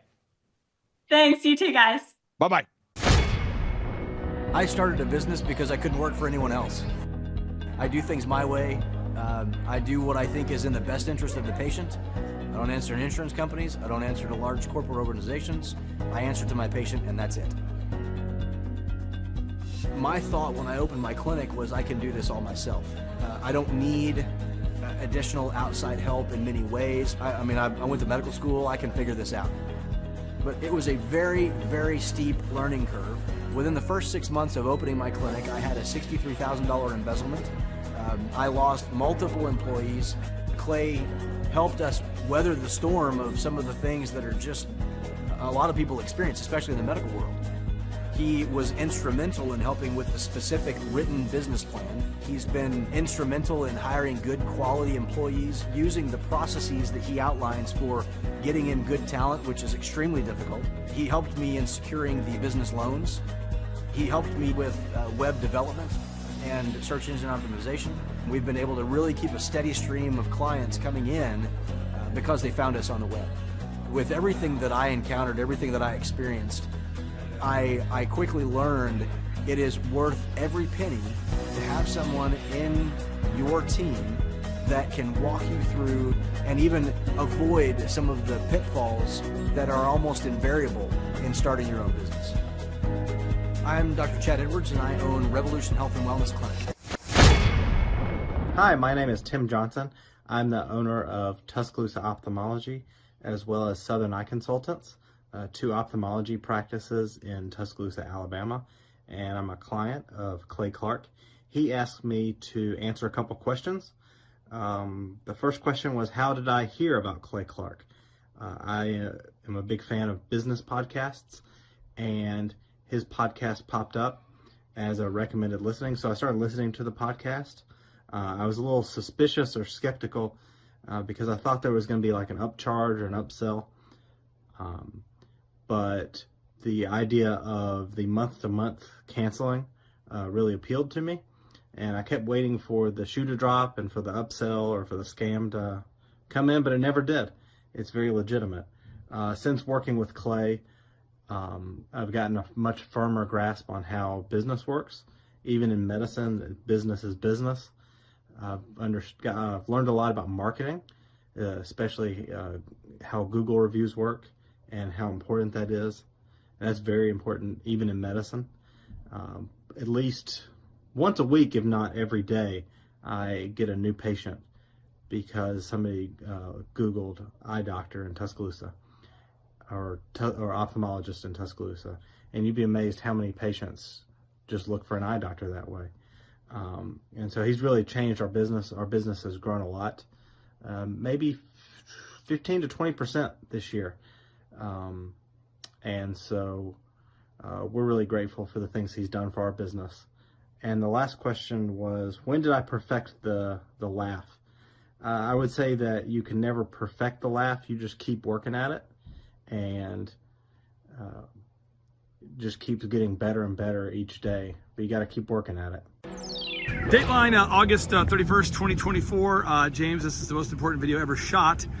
You're probably the third best steak maker that I know of. You have Keith, Crawdaddy's Keith. He's ahead in the game. Keith's Gore's Gaten. He's ahead in the game. You're number two. I'd put, Texas Roadhouse kind of at a solid 3 there. So we're gonna see if you can teach us your system for making the perfect steak. All What do right. we need? What are the essential ingredients? So the first thing we need the steak, whether that's going to be the porterhouse, the New York strip. Oh, you're making it complicated. What do we need to get here? What do we need to get? You need to first get the steak. What are you getting now, though? All right, we're getting the steak right now. What kind of steak are you getting? We're gonna see what they have. We might get Oh. a ribeye. We Okay. might get the New York strip. We'll We're check gonna see back what in they just a have. moment. There's Yeah. too much suspense. Folks, things are changing. James, you stopped in the vegetable section or something? Or what are you getting now? You know what? You have to put rosemary on the steak. You just have to do it. It's a must-have. If you don't do it, you're not going to make a 10 out of 10 steak. I'll try to deal with the emotions I'm feeling right now. We'll be right back. In a shocking turn of events, we're still in the vegetable section. What are you getting now? We need to have garlic. If you're going to make a 10 out of 10 steak, you need to have garlic. Okay. The wheels fall off the wagon for a lot of people at this stage. Tell us, this is the stage where you're picking the meat. Yeah, this is the KC strip. It's also known as the New York strip. And this is my favorite cut, I think, of the steak. Really? How many ounces are you getting here? Looks like it's 1.4 pounds, so maybe 25 ounces or so. Wow. Okay. All right, James, what are we looking at now? This is olive oil, and this is what we're gonna cook the steak in, and it's gonna be great. So you're cooking the steak in olive oil. Do you cook the steak in anything and else? I also add butter to it as well, and then you mix the two. I don't know what it does, but it comes out great. What kind of butter are we talking about? You know what? Just the regular butter, unsalted, organic. Stop dodging the questions. We'll go find the butter next. The steak game is so easy for you. You knew exactly the kind of butter you're looking for. What kind of butter are you getting here? This is the Kerrygold's pure Irish butter, and you just throw some of this in the pan with the steak, and it comes out great. And I eat a stick of butter every day. Holy crap. Try that at home. Now, a core component of your steak regimen, your steak plan, your steak blueprint, your steak recipe is what here? What are you doing now? Salt and pepper. You can't have salt without pepper, and you can't have pepper without salt. What kind of salt are you getting here? So just grab them both. Just, whatever salt, I guess, is good salt. McCormick sea salt. Or you could get the pink salt. Which one do you get? Don't give us options like that. Don't play that game with us. Don't manipulate us. I get the pink one. You do? I do. Oh, wow. So you're kind of bougie. You get the pink salt here. Pink salt. And then you get what kind of pepper? Just black pepper. You turn it. You grind your own. Grind it. You have to grind it. It keeps it fresh. Okay, got it. All right, we caught him. He's about ready to get started on the steak without telling us. Sir, what are you doing now? What are you working on now? So I'm gonna cut up the garlic. Yep. And the rosemary. Okay, all to make the James patent pending super steak. Exactly. We caught him trying to skip a step. He's washing, and that was not one of the steps that he talked about earlier. Thus, potentially misleading the viewers out there who are just trying to learn how to make the lake steak patent pending from James. Boom. Real quick, what kind of military credentials did you earn? Well, spent 4 years active duty in the Air Force. Yep. Up in Minot, North Dakota. Is that where you learned this controversial steak? This is where I learned it. Really? Kudos to my boy Camuela, I won't say his last name on here, and his wife from Hawaii. Really? This is how they do it. Yeah. They taught me the rosemary. You can't even speak of the man. It's such a secret thing. It's like, okay. All right, we'll come back. Okay, what are you doing right now as you're preparing for the steak there, sir? What are you doing? Just picking off the plate, eating off the plate right now. What are you doing? Seriously, what are you doing? Just a little taste test action, cut up the garlic. You're cutting up the garlic. Oh, see, you didn't disclose that. It's all cut. Okay. All right, so you're cutting. All right, so you're unpacking the meat here. You're taking the meat out of the package? Yep, and we're going to salt and pepper it, and then we're going to put it right on the pot. This is a controversial strategy. Some would keep it in the package and would put the package in and sort of, but you're taking it out of the package. I'm going to leave it in the package and put the salt and pepper on it while it's still in the package. A lot going on, folks. Stay tuned. All right, now he's going to get the olive oil. The oil. Got it. From the olive. Boom. Boom. Let me zoom in real quick here. I'm going to throw somebody off the trail. Okay, you got it. It says rich taste. Rich taste. Now we're getting the butter. Now we're getting the butter. Okay, here we go. He's getting the butter. Butter. Controversial move. He's keeping the butter in what's called a refrigerator. Folks, if you need to get one of those, you'll want to write that down as well. It's a hidden step. Okay, here we go. All right, now. This is the controversy. So, okay, this pot right here. Yes. Oh yeah, I used this bad boy yesterday. Yeah. And my secret is that I keep the butter and the oil in the pot for like a week. So like the remnant, like the fat and the stuff from the other, you keep from it in yesterday. Yeah. Oh wow. And I just, that's the base that we need to cook a great steak. Okay, all right, you're a wild man, a man without boundaries. Ooh, next step. All right, this is the double whammy. We're gonna salt and pepper the steak, and then we're gonna also heat up the pot or the pan, whatever you're using. Wow, and this is something, again, Keith, who owns Crawdaddy's, and I mean this, folks, Keith, who owns Crawdaddy's, makes the best steaks in America. He does. Maybe the whole universe, actually. I mean, it's unbelievable. It's worth making the trip to California. Tulare. It's worth the trip just to go to Crawdaddy's to behold the wonder. Now, coming in number 2, that's your steaks. The number 3, that's Texas Roadhouse, other places. Number 14, that's Outback, whatever. But this is some hot stuff, folks. Okay, so what are we doing now? All right, we're going to salt and pepper it. Yeah. And so we're just going to... I call this move the Keith. I call this the Keith. The too cool Keith. So it is. Grinds the salt, yes. The next move is the corpse garden. You grind the pepper. You grind. Do you want some more pepper? Yes, just say when. I don't say when, I just grind the pepper. This is called the Keith. The Keith move. He grinds the pepper. You need a lot of pepper on these things. I've heard that Keith will grind the pepper until other men would stop. He keeps going. I heard he uses his teeth. He grinds it. That's why you want to eat at Crawdaddy's. I don't know why he doesn't put that on the menu. Some people say handmade. These guys say free choose your food. Like an eagle. Oh. It's called the Keith. He grinds the pepper.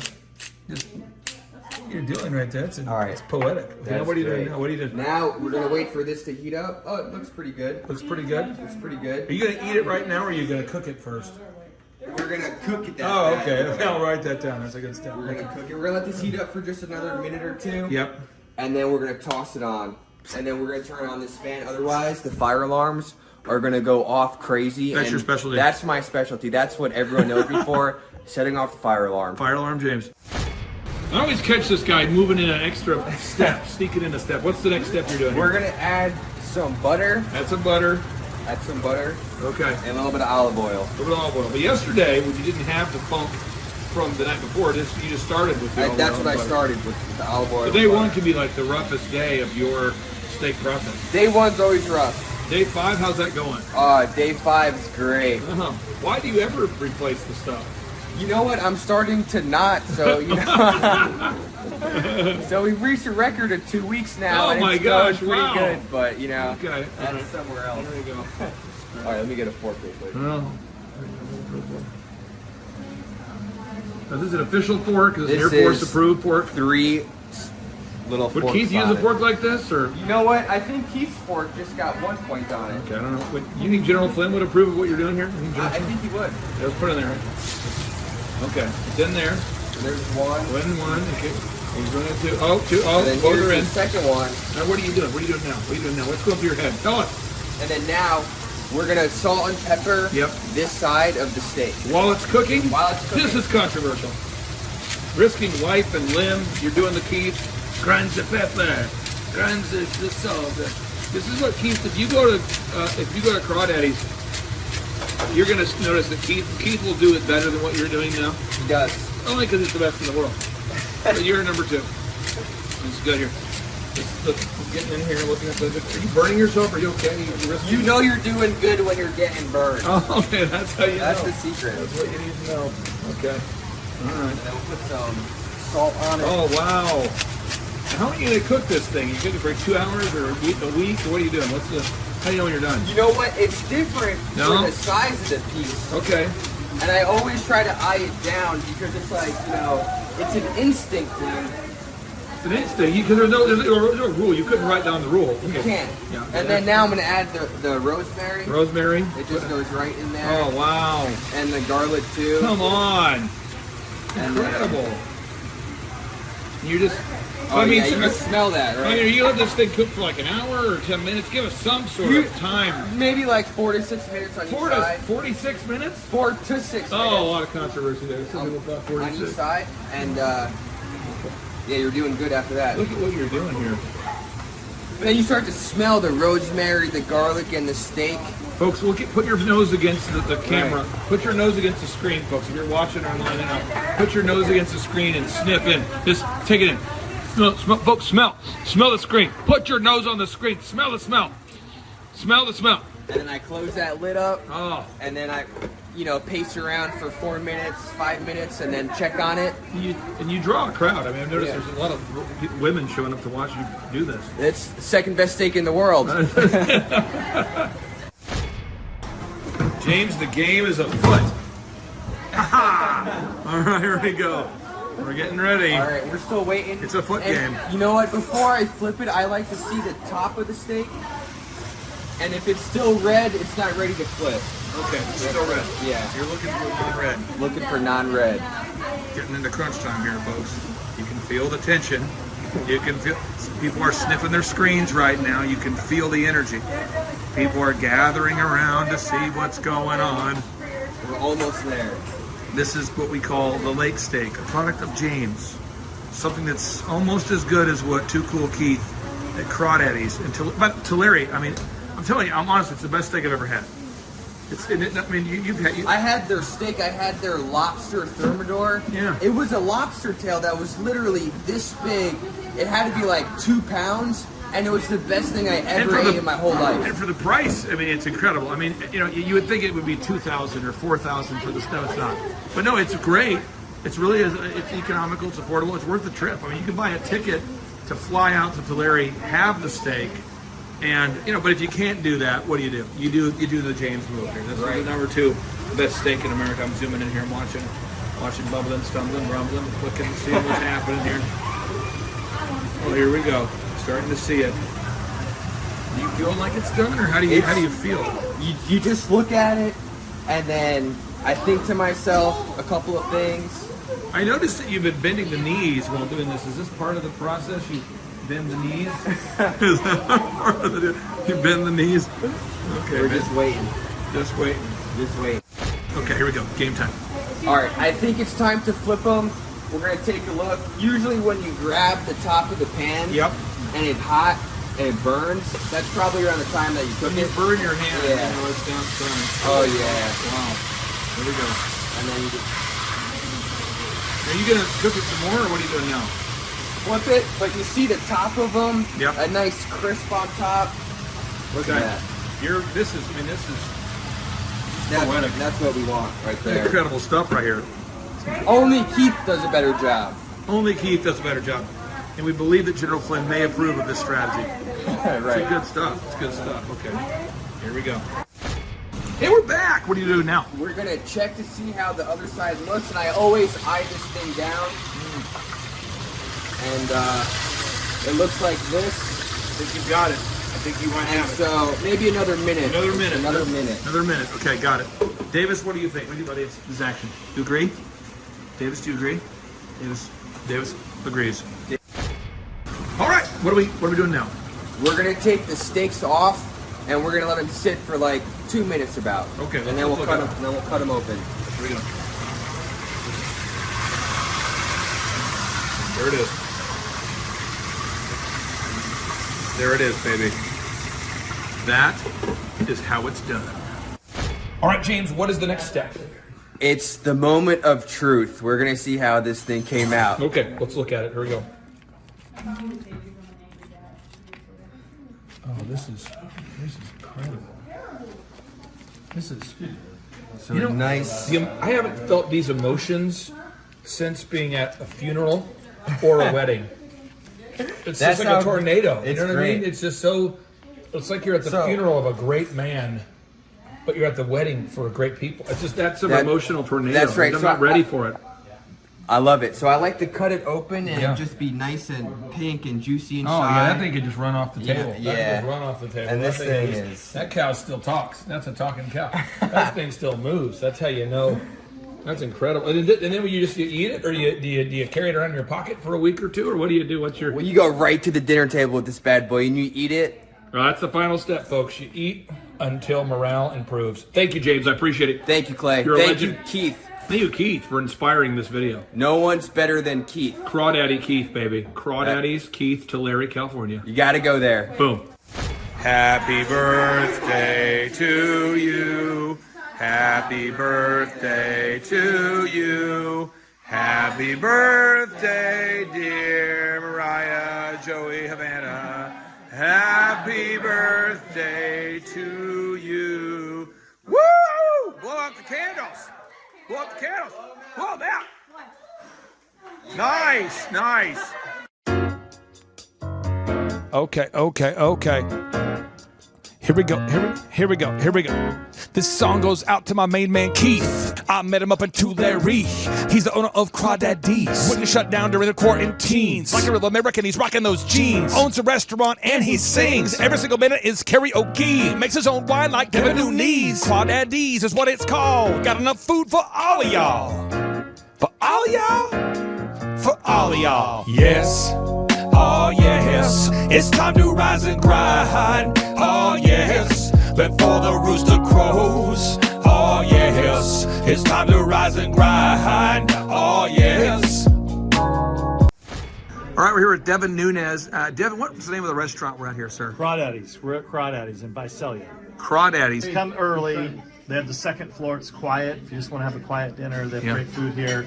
Stay for the music afterwards. Folks, it's going to be a blasty blast. It's called Crawdaddy's. And what city are we in again, sir? Visalia, California. Was it? Oh, it was a 10 out of 10. I had the lobster. There was steak there, chicken. Whatever Hundreds. you get, you're going to love it. Clay Clark is here somewhere. Where's my buddy Clay? Clay's the greatest. I met his goats today. I met his dogs. I met his chickens. I saw his compound. He's like the greatest guy. I ran from his goats, his chickens, his dogs. So this guy's like the greatest marketer you've ever seen, right? His entire life, Clay Clark, his entire life is marketing. Okay, Aaron Antis, March 6th and 7th. March 6th and 7th, guess who's coming to Tulsa, Jerusalem? Ooh, Santa Claus? No, that's March. March 6th and 7th, Oh. we're going to be joined by Robert Kiyosaki. Robert Kiyosaki. Best-selling author of Rich Dad, Poor Dad. Probably the best-selling, or one of the best-selling business authors of all time. And he's going to be joined with Eric Trump. He'll be joined by Eric Trump. So we got Eric Trump and Robert Kiyosaki in the same place. Aaron, why should everybody show up to hear Robert Kiyosaki? Well, you got billions of dollars of business experience between those two, not to mention many, many, many millions of books have been sold. Many, many millionaires have been made from the books that have been sold by Robert Kiyosaki. I happen to be one of them. I learned from the man. He was the inspiration. That book was the inspiration for me to get the entrepreneurial spirit, as many other people. Now, since you won't brag on yourself, I will. You've sold billions of dollars of houses, am I correct? That is true. And the book that kickstarted it all for you, Rich Dad, Poor Dad. Rich Dad, Poor Dad, the author, the best-selling author of Rich Dad, Poor Dad, Robert Kiyosaki, the guy that kickstarted your career. Yeah. He's going to be here.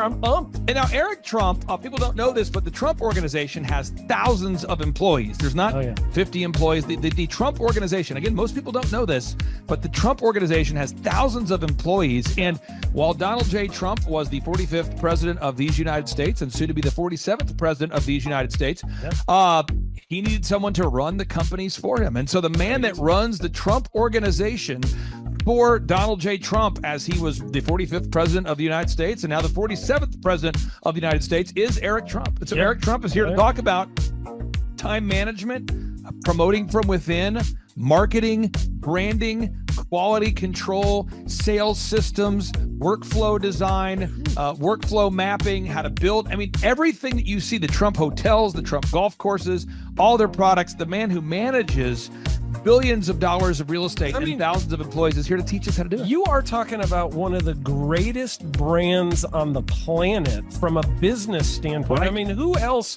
has been able to create a brand like the Trump brand? I mean, look at it. And this is the man behind the business for the last pretty much since 2015. He's been the man behind it. So you're talking, we're into 9 going into 10 years of him running it, and we get to tap into that knowledge. That's going to be amazing. Now, think about this for a second. Would you buy a ticket just to see Robert Kiyosaki and Eric Trump? Of course you would. Of course you would. But we're also going to be joined by Sean Baker. This is the best-selling author, the guy who invented the carnivore diet. Oh, yeah. Dr. Sean Baker. He's been on Joe Rogan multiple times. He's going to be joining us. So you've got Robert Kiyosaki, the best-selling author of Rich Dad, Poor Dad, Eric Trump, Sean Baker. The lineup continues to grow, and this is how we do our tickets here at the Thrivetime Show. If you want to get a VIP ticket, you can absolutely do it. It's $500 for a VIP ticket. We've always done it that way. Now, if you want to take a general admission ticket, it's $250 or whatever price you want to pay. And the reason why I do that, and the reason why we do that is because we want to make our events affordable for everybody. I grew up without money. I totally understand what it's like to be in a tight spot. So if you want to attend, it's $250 or whatever price you want to pay. That's how I do it. And it's $500 for a VIP ticket. Now, we only have limited seating here. With the most people we've ever had in this building was for the Jim Brewer presentation. Jim Brewer came here, the legendary comedian Jim Brewer came to Tulsa, and we had 419 people that were here. 419 people. Yeah. And I thought to myself, there's no more room. I felt kind of bad that if a couple people had VIP seats in the men's restroom. No, I'm just kidding. But I thought, you know what, we should probably add on. So we're adding on what we call the upper deck, or the top shelf. So the seats are very close to the presenters, but we're actually building right now. We're adding on to the facility to make room to accommodate about another 30 attendees or more. So again, if you want to get tickets for this event, all you have to do is go to thrivetimeshow.com.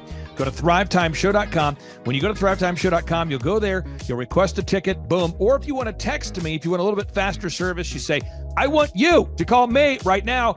Just text my number. It's my cell phone number, my personal cell phone number. We'll keep that private between you, me, everybody. We'll keep that private. In anybody. Don't share that with anybody except for everybody. That's my private cell phone number. It's 918-851-0102. 918-851-0102. I know we have a lot of Spanish-speaking people that attend these conferences, and so to be bilingually sensitive, my cell phone number is 918-851-0102. 02. That is not actually bilingual. That's just saying Juan for a 1. It's not the same thing. I think you're attacking me. Now, let's talk about this. Now, what kind of stuff will you learn at the Thrivetime Show workshop? So, Aaron, you've been to many of these over the past 7-8 years. So let's talk about it. I'll tee up the thing, and then you tell me what you're going to learn here, okay? Okay. Yeah. You're going to learn marketing and branding. What are we going to learn about marketing and branding? Oh, yeah. We're going to dive into, so many people say, I got to get my brand known out there, like the Trump brand, right? You want to get that brand out there. It's like, how do I actually make people know what my business is and make it a household name? You're going to learn some intricacies of how you can do that. You're going to learn sales. So many people struggle to sell something. This just in, your business will go to hell if you can't sell. So we're going to teach you sales. We're going to teach you search engine optimization, how to come up top in the search engine results. We're going to teach you how to manage people. Aaron, you have managed, no exaggeration, hundreds of people throughout your career and thousands of contractors. And most people struggle with managing people. Why does everybody have to learn how to manage people? Well, because first of all, you either have great people or you have people who suck. And so it can be a challenge. Learning how to work with a large group of people and get everybody pulling in the same direction can be a challenge. But if you have the right systems, you have the right processes, and you're really good at selecting great ones, and we have a process we teach about how to find great people. When you start with the people who have a great attitude, they're teachable, they're driven, all of those things, then, you can get those people all pulling in the same direction. So we're going to teach you branding, marketing, sales, search engine optimization. We're going to teach you accounting. We're going to teach you personal finance, how to manage your finance. We're going to teach you time management. How do you manage your time? How do you get more done during a typical day? How do you build an organization if you're not organized? How do you do organization? How do you build an org chart? Everything that you need to know to start and grow a business will be taught during this 2-day interactive business workshop. Now, let me tell you how the format is set up here. And again, folks, this is a 2-day interactive 15. Think about this, folks. It's 2 days. Each day it starts at 7 a.m. and it goes until 5 p.m. So from 7 a.m.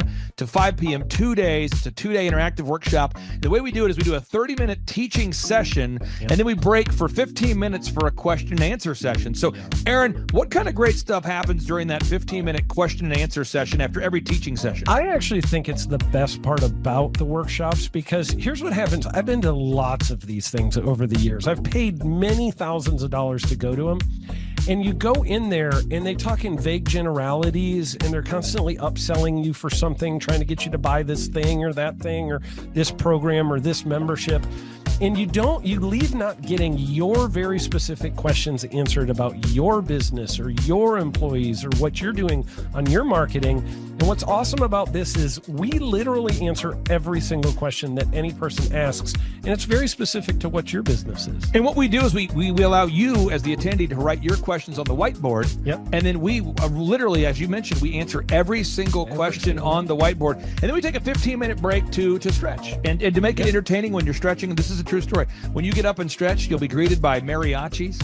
Sure. There's going to probably be alpaca here, llamas, helicopter rides, a coffee bar, a snow cone. There's just... You had a crocodile one time. That was pretty interesting.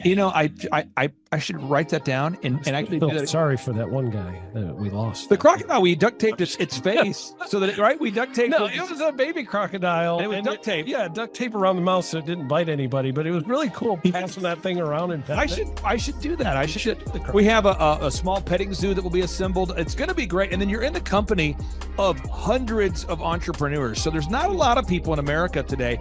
In fact, there's less than 10 million people today, according to U.S. Debt Clock, that identify as being self-employed. So if you have a country with 350 million people, that means you have less than 3% of our population that's even self-employed. Yeah. So you only have 3 out of every 100 people in America that are self-employed to begin with. And when Inc. magazine reports that 96% of businesses fail by default, you have a 1 out of 1,000 chance of succeeding in the game of business. It's tough. But yet the average client that you and I work with, we can typically double this. And this is no hyperbole, no exaggeration. And I have thousands of testimonials to back this up. We have thousands of testimonials to back it up. But when you work with a home builder, when I work with a business owner, we can typically double the size of the company within 24 months. Yeah. Double. And you say double? Yeah, there's businesses that we have tripled. There's businesses we've grown 8x. There's so many examples you can see Kelsey at thrivetimeshow.com. But again, this is the most interactive, best business workshop on the planet. This is objectively the highest rated and most reviewed business workshop on the planet. And then you add to that Robert Kiyosaki, the best-selling author of Rich Dad, Poor Dad. You add to that Eric Trump, the man that runs the Trump Organization.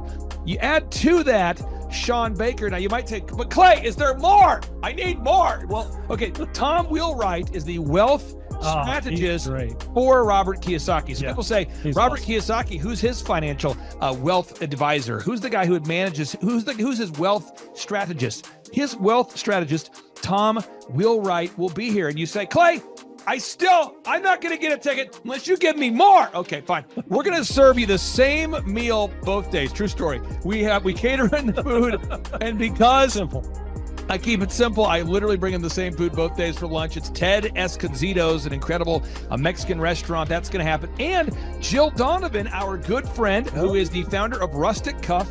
She started that company in her home, and now she sells millions of dollars of apparel and products. That's rusticcuff.com. And someone says, I want more. This is not enough. Give me more. Okay. I'm not going to mention their names right now because I'm working on it behind the scenes here. But we've got one guy who's given me a verbal to be here. And this is a guy who's one of the wealthiest people in Oklahoma, and nobody really knows who he is because he's built systems that are very utilitarian, that offer a lot of value. He's made a lot of money in it's where you rent. It's short term. It's where you're renting storage spaces. He's a storage space guy. He owns what do you call that? The rental, storage space, storage units. This guy owns storage units. He owns railroad cars. He owns a lot of assets that make money on a daily basis, but they're not like customer facing. Most people don't know who owns the mini storage facility, or most people don't know who owns the warehouse that's passively making money. Most people don't know who owns the railroad cars, but this guy, he's given me a verbal that he will be here, and we just continue to add more and more success stories. So if you're out there today and you want to change your life, you want to give yourself an incredible gift, you want a life-changing experience, you want to learn how to start and grow a company, go to thrivetimeshow.com. Go there right now, thrivetimeshow.com. Request a ticket for the 2-day interactive event. Again, the day here is March 6th and 7th. March 6th and 7th, we just got confirmation. Robert Kiyosaki, best-selling author of Rich Dad, Poor Dad, he'll be here. Eric Trump, the man who leads the Trump Organization. It's going to be a blasty blast. There's no upsells. Aaron, I could not be more excited about this event. I think it is incredible. And there's somebody out there right now, you're watching and you're like, but I already signed up for this incredible other program called Smoke Your Way to Thin. I think that's going to change your life. I promise you, this will be 10 times better than that.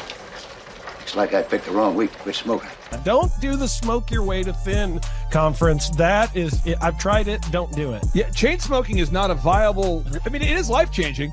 It is life-changing. If you become a chain smoker, it is life-changing. Not the best weight loss program, though. Right, really. So if you're looking to have life-changing results in a way that won't cause you to have a stoma, get your tickets at thrivetimeshow.com. Again, that's Aaron Antis. I'm Clay Clark, and reminding you and inviting you to come out to the 2-day interactive Thrive Time Show workshop right here in Tulsa, Oklahoma. I promise you, it will be a life-changing experience. We can't wait to see you right here in Tulsa, Oklahoma.